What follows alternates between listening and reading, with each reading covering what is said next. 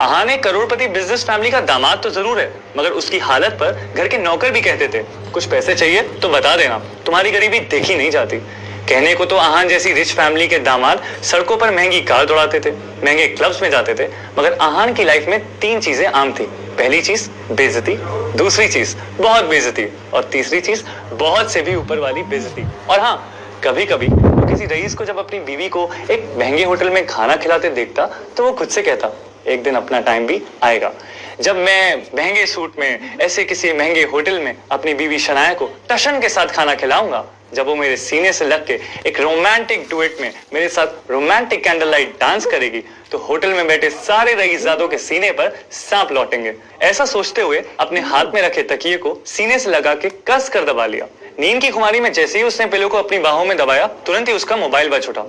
आहान चौंक कर उठ बैठा, आंख मलते हुए मोबाइल स्क्रीन पर देखा तो शगुन का फोन था। उसे देखते ही आहान के सारे सपने छूमंतर हो गए। शगुन आहान की बीवी शनाया की कजन थी, जो हमेशा ही आहान को नीचा दिखाने की कोशिश करती थी। मोबाइल की तरफ देखकर आहान ने बुरा सा मुंह बनाया और फिर कुछ सोचकर फोन उठा लिया। तभी दूसरी तरफ से आवाज आई, क्या बात है जीजा जी, फोन नहीं उठा रहे आप? जवाब में आहान ने कहा, नहीं शगुन मैं। तभी शगुन उसकी बात काटते हुए बोली, खैर वो सब छोड़ो, मेरा एक काम है। साहू ज्वेलर्स पर मेरा एक नेकलेस पड़ा हुआ है, मैंने उसके मालिक को फोन कर दिया है, वो नेकलेस लेकर आप मेरे घर आ जाइए। और हाँ, तभी आहान बीच में बोल पड़ा, शगुन मुझे बैंक जाना है। और मैं तभी शगुन ने कहा, मेरे प्यारे जीजा जी, ये बैंक जाने के तेवर आप किसको दिखा रहे हैं? पलना तो आपको हमारे टुकड़े पर ही है, इसलिए ये बहाना छोड़िए और 1 घंटे के अंदर मेरा नेकलेस लाकर मुझे दीजिए। और हाँ, वो ज्वेलर्स आपको 30,000 रुपए भी देंगे, उसमें से 1 पैसा भी गायब नहीं होना चाहिए। तभी आहान थोड़ा चिढ़ते हुए बोला, देखो शगुन, एक तो मैंने आज तक कभी चोरी की नहीं है, और दूसरी बात ये कि अगर इतना ही मुझ पर डाउट है तो ये काम किसी नौकर भेजकर क्यों नहीं करवा लेती? इस पर शगुन की तंज भरी आवाज आई, प्यारे जीजा जी, आप ये बात कब समझेंगे कि इस घर में आपको बहस करने की इजाजत नहीं है, इसलिए जितना आपसे कहा जा रहा है उतना कीजिए। और मैं फिर से आपसे कह रही हूँ कि उस पैसे में से 1 भी रुपया कम नहीं होना चाहिए। ये चीजें आप 1 घंटे के अंदर लाकर मेरे घर पहुंचा जाइए, बाय। इतना कहकर शगुन ने फोन काट दिया। आहान अपने मोबाइल को इस तरह घूर कर देखने लगा जैसे वो दुनिया की सबसे मनहूस चीज हो। जल्दी आहान फ्रेश होकर बाथरूम से बाहर आया और जल्दबाजी में अपनी अलमारी की तरफ बढ़ा, जिसमें सिर्फ 2 जोड़ी पुराने कपड़े रखे हुए थे। उनमें से जो सबसे साफ कपड़ा था, आहान ने उसे पहनने के लिए चुना।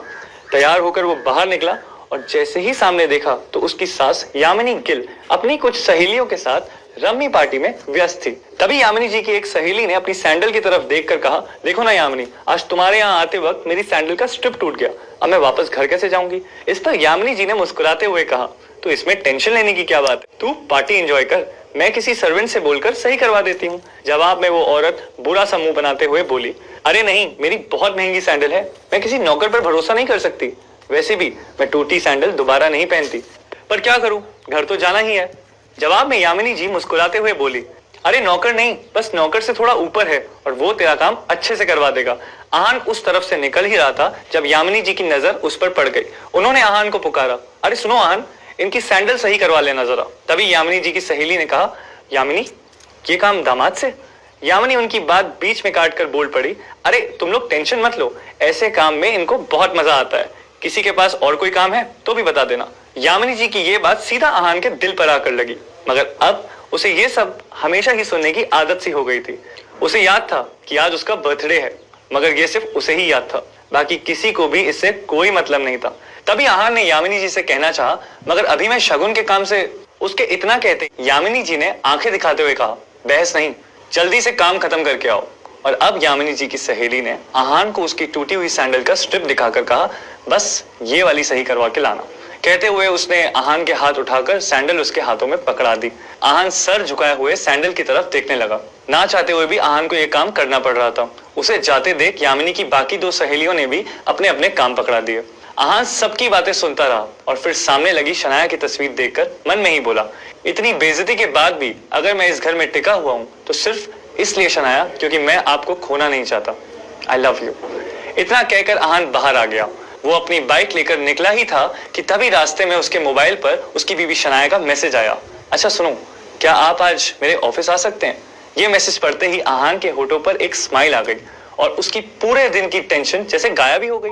आज पहली बार शनाया ने उसे ऑफिस बुलाया था। एक वही तो थी उसकी जिंदगी में जिसकी मुस्कुराहट देखकर वो खुद को जिंदा रखता था। शनाया का चेहरा देखे बिना आहान को चैन नहीं आता था। उसके बस में होता तो शनाया की हर एक खुशी के लिए खुद को लाखों बार कुर्बान कर देता। मैसेज पढ़ते हुए आहान मुस्कुरा कर बोला, आज पहली बार आपने मुझे ऑफिस बुलाया है शनाया। मुझे पता था मेरा बर्थडे किसी और को याद हो ना हो मगर आपको जरूर याद रहेगा, इसलिए आपने मुझे बुलाया है। मैं भी बड़ी बेसब्री से आपके सरप्राइज गिफ्ट का वेट कर रहा हूँ। इतना सोचकर आहान ने बाइक स्टार्ट की और अब गिल कंस्ट्रक्शन के ऑफिस की तरफ निकल पड़ा। रास्ते में आहान को एक फूलों की दुकान दिखी। कुछ सोचकर उसने बाइक रोकी और अपना पर्स निकालकर देखने लगा। उसमें सिर्फ 500 का नोट ही पड़ा हुआ था। उस नोट की तरफ देखते हुए आहान ने कहा, ओह 2 ही जोड़ी कपड़े हैं मेरे पास। बैंक जाने के लिए इन्हीं पैसों से मुझे नए कपड़े लेने थे, पर कोई बात नहीं, शनाया से बढ़कर कुछ भी नहीं। और फिर उस पैसों से आहान ने शनाया के लिए फूलों का वो बुके ले लिया।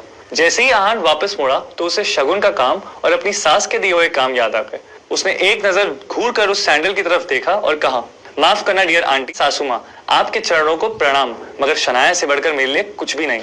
थोड़ा सा सुन ही लेंगे आपसे। इतना कहकर आहान ने वो सैंडल उठाया और पास की झाड़ियों में फेंक दिया। आज वो पहली बार गिल कंस्ट्रक्शन के ऑफिस जा रहा था, जो कंपनी गिल खानदान की थी। ये सोचकर आज वो फूला नहीं समा रहा था कि आज उसका वहां पे अच्छे से स्वागत होगा। वहां पहुंचते ही आहान तेजी से ऑफिस के अंदर की तरफ बढ़ा ही था, तभी सामने से आ रहे एक आदमी से आहान टकरा गया, जिससे आहान के हाथों में मौजूद बुके नीचे गिर गया। वो व्यक्ति दिखने में काफी अमीर लग रहा था, जिसके जिस्म पर नीला सूट और आंखों पर काला चश्मा चढ़ा हुआ था। उसका नाम देव मल्होत्रा था और वो शनाया का क्लाइंट था, जो अभी अभी शनाया के कैबिन से बाहर निकला था। वो आहान पर चिल्लाते हुए बोला, यू इडियट, दिखाई नहीं देता क्या तुम्हें? पता नहीं कहां से मुंह उठाकर चले आते हैं। इस ऑफिस के अंदर तुम्हारे खड़े होने की औकात भी नहीं है और टहल ऐसे रहे हो जैसे तुम्हारी खाला का घर हो। कौन हो तुम? शायद मल्होत्रा ने उसके बदरंग कपड़ों से उसे नौकर या ऑफिस बॉय ही समझ लिया था। मल्होत्रा ने एक नजर नीचे पड़े बुके की तरफ देखा और फिर उसे अपने पैरों तले कुचल के बाहर निकल गया। आहान ने अपना सर झुकाए हुए उस बुके की तरफ देखा जो पैरों से कुचला जा चुका था। उधर शनाया अपने कैबिन के शीशे के अंदर से ये नजारा देख रही थी। आंखों में आंसू लिए शनाया बस आहान को देखी जा रही थी। देव मल्होत्रा वहां से जा चुका था और तभी आहान की नजर शनाया पर पड़ी तो एक पल के लिए वो अपनी बेइज्जती भूल गया। वो शनाया की तरफ देखकर खुद से ही बोला, कितना प्यार करती हो ना आप मुझसे। मेरे साथ हुए इस बर्ताव ने आपकी आंखों में आंसू ला दिए। और वो शनाया के कैबिन में दाखिल हो गया। शनाया ने आगे बढ़कर शीशे के पास लगे पर्दों को गिरा दिया। वो शनाया की तरफ बढ़ा और उसके आंसू पोंछते हुए बोला, अब जाने भी दो ना शनाया, जो भी हुआ मेरे साथ हुआ और इसमें आपको इतना टेंशन लेने की जरूरत नहीं है। तभी शनाया चीखते हुए बोली, दूर हटिए मुझसे, आप चले क्यों नहीं जाते मेरी जिंदगी से? आहान को एकदम से झटका सा लगा। वो खुले मुंह से शनाया की तरफ देखता रह गया। तभी शनाया आगे से बोली, पति नहीं मेरे पापों की सजा है आप मेरे लिए। आखिर चाहते क्या है आप? पापा ने मेरी शादी आपसे जबरदस्ती करवा दी और उस गलती की सजा मुझे अब तक मिल रही। आप मेरे काबिल कभी भी नहीं थे और आज भी मुझे आपको अपना पति मानते हुए शर्म आती है। आज ड्राइवर नहीं था इसलिए मैंने आपको बुलाया था, मगर मुझे नहीं पता था कि मेरा पति इस काम के लायक भी नहीं है। यहाँ आकर आपने मेरे इतने पुराने क्लाइंट मिस्टर मल्होत्रा को नाराज कर दिया। आंखों में आंसू लिए शनाया ने आगे कहा, जहां भी जाती हूँ आप हमेशा बेइज्जती के सिवा कुछ नहीं दे सकते। सिर्फ एक बदनुमा धब्बा बनकर रह गए हो आप मेरी जिंदगी पर। इतना कहकर शनाया कैबिन से बाहर निकल गई। आहान उसके पीछे दौड़ा। तभी रास्ते में पड़े बुके की तरफ देखकर शनाया ने कहा, और ये सब क्या है? ये सब इतनी गंदगी फैला रखी है यहाँ पर, इसे डस्टबिन में डालो। शनाया ने एक नौकर से कहा और उस फूल को अपने पैरों से कुचलते हुए आगे बढ़ गई। मल्होत्रा अपनी कार में बैठा पहले से ही शनाया का इंतजार कर रहा था। फिर आहान के सामने ही अपने क्लाइंट मल्होत्रा की कार में बैठी और बिजनेस के सिलसिले में वहां से चली गई। आहान ने एक नजर अपनी बाइक की तरफ देखा, वही खटारा बाइक जो अब आहान की जिंदगी का हिस्सा बन चुकी थी। आंखों में आंसू लिए आहान खुद से ही बोला, कोई बात नहीं शनाया, मुझे पता है आप गलत नहीं हैं, बस मेरे हालात गलत हैं, मगर मुझे यकीन है कि एक ना एक दिन आप मुझे जरूर समझोगी। मैं आपको दुनिया की सारी खुशियां ला कर दूंगा, आप सिर्फ मेरी हो और इस बात का एहसास आपको होगा। तभी आहान के सामने एक बड़ी और महंगी लग्जरी काली रंग की कार रुकी, जिसमें से एक अधेड़ उम्र का शख्स बाहर निकला। आहान उसे देखते ही चौंक गया, क्योंकि उसके यहाँ आने की उम्मीद आहान को बिल्कुल नहीं थी। वो आदमी आहान के सामने आकर बोला, यंग मास्टर, एशिया की सबसे अमीर कंपनी और रायजादा ग्रुप के अरबों रुपए का बिजनेस अंपायर आपका इंतजार कर रहा है। वक्त आ गया है कि आप अपना बिजनेस संभालें। आखिर कौन है ये आदमी? आहान के साथ शनाया के इस बर्ताव का कारण क्या है?